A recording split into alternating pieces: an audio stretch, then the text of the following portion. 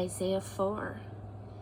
That will be the day when 7 women will gang up on one man, saying, "We'll take care of ourselves, get our own food and clothes. Just give us a child, make us pregnant, so we'll have something to live for."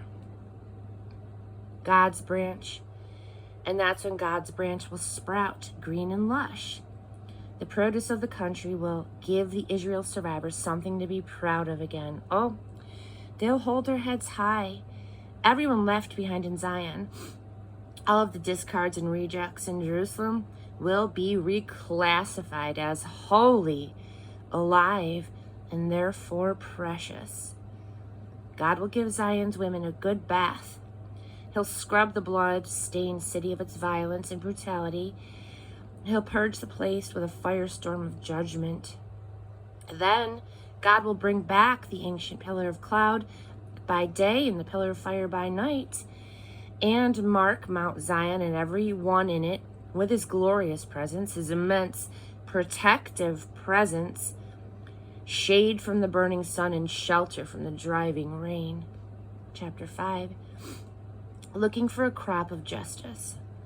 I will sing a ballad to the one I love, a love ballad about his vineyard. The one I love had a vineyard, a fine, well-placed vineyard. He hoed the soil and pulled the weeds and planted the very best vines. He built a lookout. He built a wine press, a vineyard to be proud of.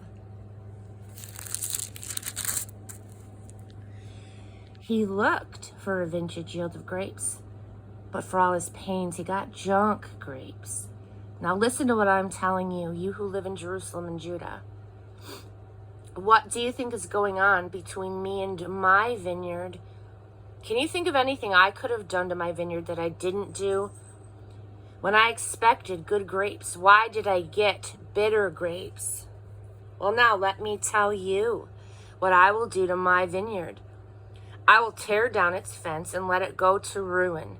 I'll knock down the gate and let it be trampled.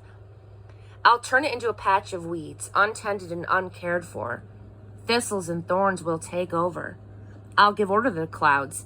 Don't rain on that vineyard ever. Do you get it?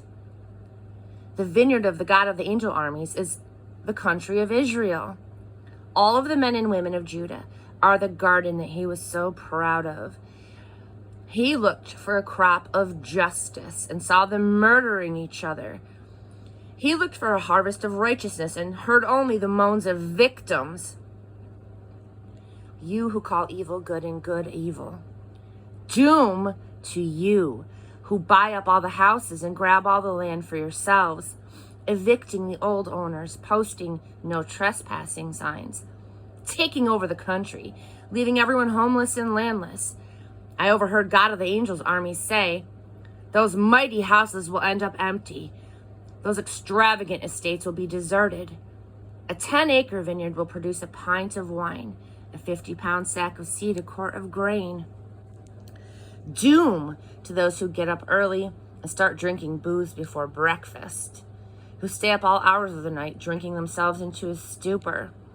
They make sure their banquets are well furnished with harps and flutes and plenty of wine, but they will have nothing to do with the work of God. They'll pay no mind to what he is doing. Therefore, my people will end up in exile because they don't know the score. Their, quote, big men will starve to death, and the common people will die of thirst. Sheol developed a huge appetite, swallowing people nonstop. Big people and little people alike down that gullet, to say nothing of all of the drunks. The down and out on a par with the high and mighty, windbag boasters crumpled, flaccid as a punctured bladder. But by working justice, God of the angel armies will be a mountain. By working righteousness, holy God will show what holy is. And lambs will graze as if they owned the place. Kids and calves right at home in the ruins. Doom to you who use lies to sell evil, who haul sin to market by the truckload, who say, what's God waiting for? Let him get a move on so we can see it.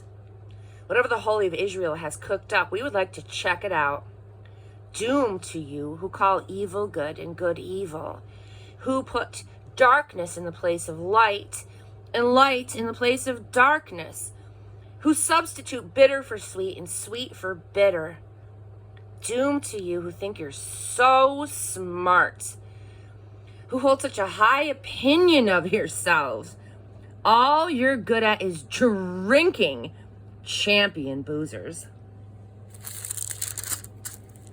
who collect trophies from drinking bouts and then line your pockets with bribes from the guilty while you violate the rights of the innocent.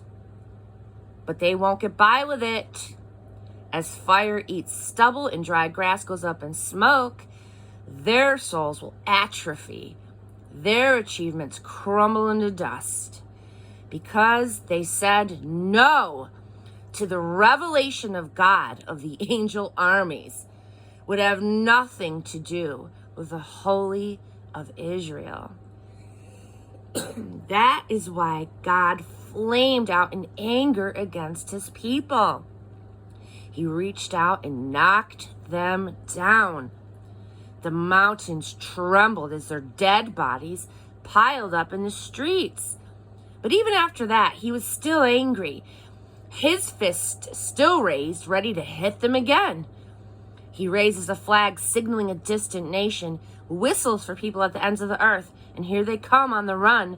None drag their feet, no one stumbles, no one sleeps or dawdles. Shirts are on and pants buckled.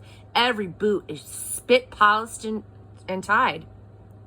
Their arrows are sharp, their bows are strung, the hooves of their horses shod, the chariot wheels are greased.